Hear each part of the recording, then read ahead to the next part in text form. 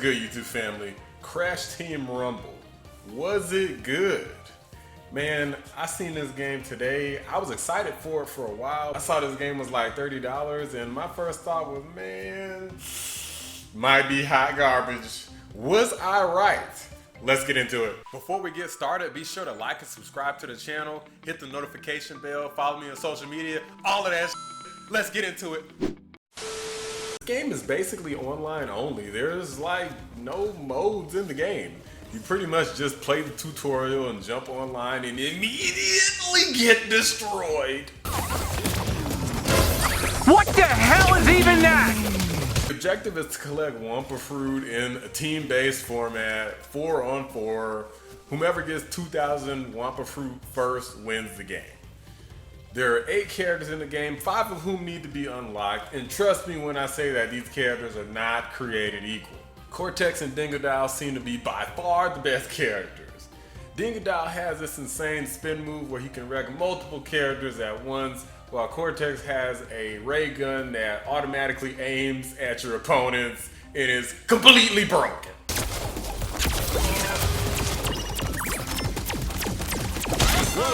Don't even get me started on the ridiculous powers. For each rumble you can select an ability, and when I first jumped online I immediately got destroyed by the Gasmoxian Guard, I believe is how you say it. This dude looks like a body positivity version of N-Oxide who ate way too many Wumpa Fruit or something.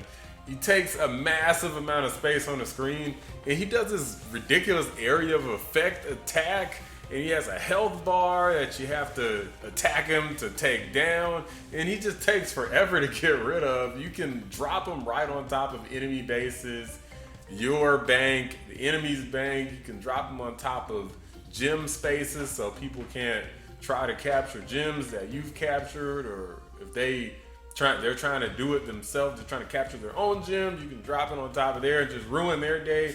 It's just totally busted. It just ruins everything. If you play the game, you just look at this, look at the footage. You can see for yourself, this guy just wrecks everything.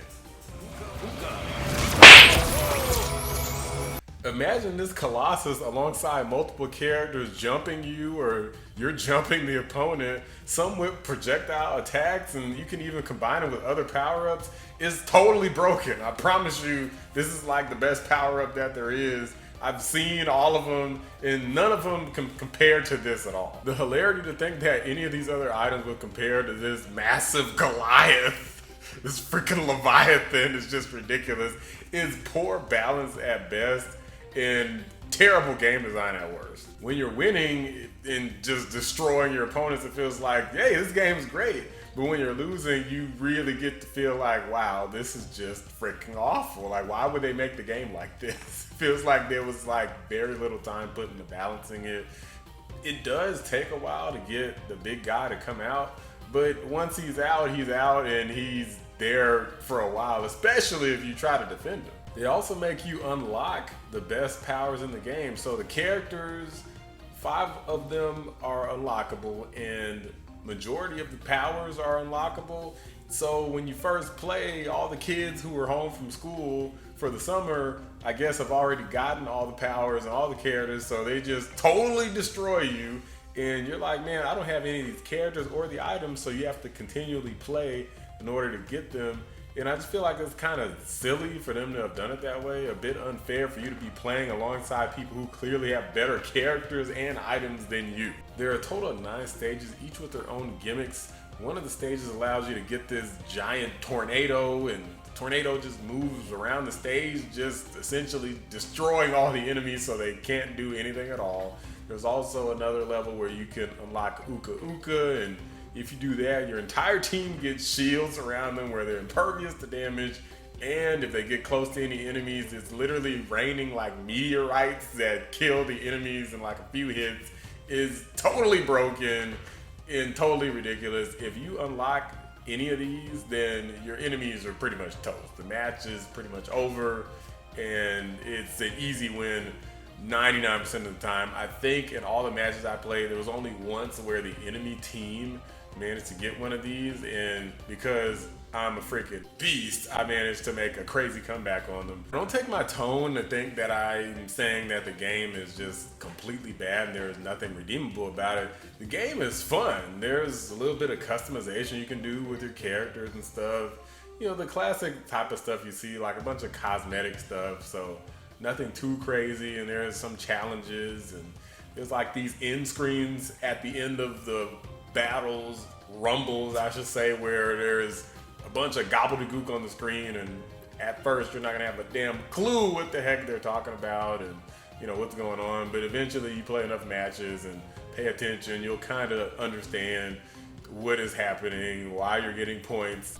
The problem with this game is that there's not really a whole lot here. Other similar games do a lot more. In this game, there's like no modes. There's no additional multiplayer modes. There's no single player modes besides practice mode where you can play against the computer, and you do get to pick the stages. So technically speaking, you can practice, but there's no like arcade mode or no little impromptu story mode. Even if it was something very basic, it would have been better than just having nothing at all. And not having any additional modes for online really just makes the game feel like it was completely rushed to just meet, I guess, an arbitrary release date and kind of a weird time. Maybe they really wanted people to play it during the summertime or something since kids are out of school. That's the only thing I can guess, because otherwise, why not just push it back, maybe wait till Christmas time, make a crap ton of money off it that way, maybe have a little bit more content? I mean, I don't know. They also should have allowed you to play as all the freaking characters from the beginning and have all the powers from the beginning, because guys, really, seriously, this was just dumb. You know, having the best characters, like once I got Cortex and got his little ray gun, it was pretty much over. I started winning like practically every match after that, as well as when I got this other freaking Leviathan power up that I started winning like constantly and just spamming the crap out of all the best stuff. It's silly that all the folks who were starting the game new are not gonna know what the heck is going on, and they're not even gonna have the ability to win consistently like me and anybody who's played for, you know, at least a couple matches have had. In this day and age, you gotta be careful. You don't really have the luxury of having folks who are gonna be playing for a couple hours to unlock some of the best stuff that's gonna allow them to compete and have more fun. Like, a lot of folks might play 1 or 2 matches and be like, hey, you know, I'm done. You know, all right, that's $30 down the drain. I'm out of here. I'm gonna go back and play something else. Even though what's here is kind of fun, and I like the fact that there's 9 stages at least, so that kind of keeps it somewhat fresh, it's really not enough. I did find myself getting a little addicted to it, but not enough to where right now, for example, I don't feel like going back and playing it now. I'd rather play Zelda some more. Final Fantasy comes out soon. Street Fighter's out.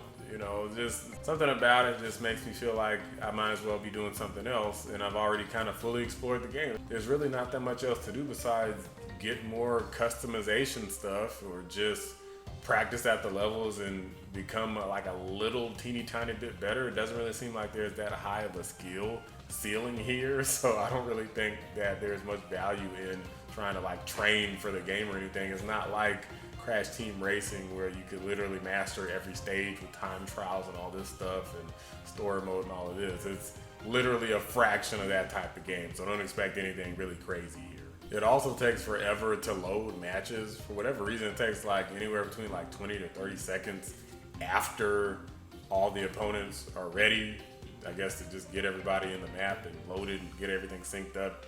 There's like no interactive screen or anything kind of funny to look at or do. You just kind of just see the little loading bar with a still image in the background.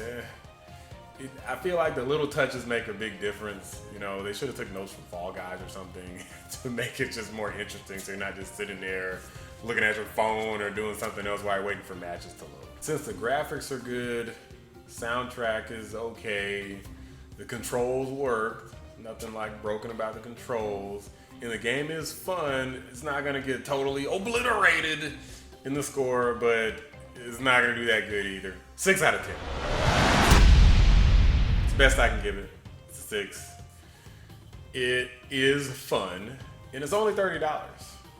However, even for $30, I don't know, man. I mean, you literally can buy like entire like RPG. You can buy like entire Tales games that are like 50, 60, 70, 80 hours of gameplay on sale for $30. Like once the price goes, those games price goes down like all the time.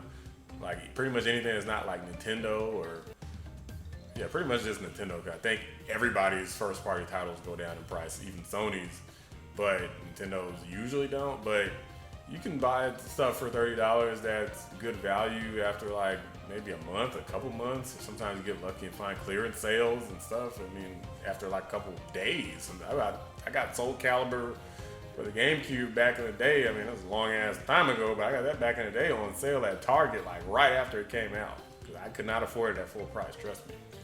So even for the price tag, I cannot really justify the game. I actually don't really recommend this game. If you're like a big Crash Bandicoot guy, I mean, shout out to the homie, you know, a homie being myself, because I love Crash Bandicoot in general. Yeah, worth a try if that's the case, but if you don't care about Crash Bandicoot, just forget it. It's not worth it. It's not that fun. Crash Racing, Crash Nitro Fueled, Crash Team Racing, the little remaster or whatever. Crash Bandicoot 4 was incredible. Like, I did a review for that. Check that out if you haven't seen it. I mean, all of that stuff is better than this. So this, you probably shouldn't waste your time. I was expecting something more akin to Smash Bros. Anyway. This is just kind of, you know, like a little battle arena. This is almost like this could almost be like a side game within another game. Like that's how small of an initiative this was. So don't really recommend it. 6 out of 10. Fun, but they should have did more with it. And we'll see what happens with the DLC. I'm sure that they're going to expand it a lot, but I think by that point, probably going to be too late. Back to the drawing board. Better luck next time. Y'all agree? Let me know if you enjoy the content. Like, subscribe, follow me on Twitter, twitter.com/RashadLamar. Hit the notification bell so you get notified when I make new videos. Gonna be doing Final Fantasy 16, Zelda Tears of the Kingdom video coming up. Working on it. Probably another Street Fighter video after I can finally try World Tour. You know, I was kind of addicted to playing ranked matches and casuals, custom rooms and lobbies and stuff. So anyway, y'all, we out. Appreciate y'all watching. Catch y'all next time.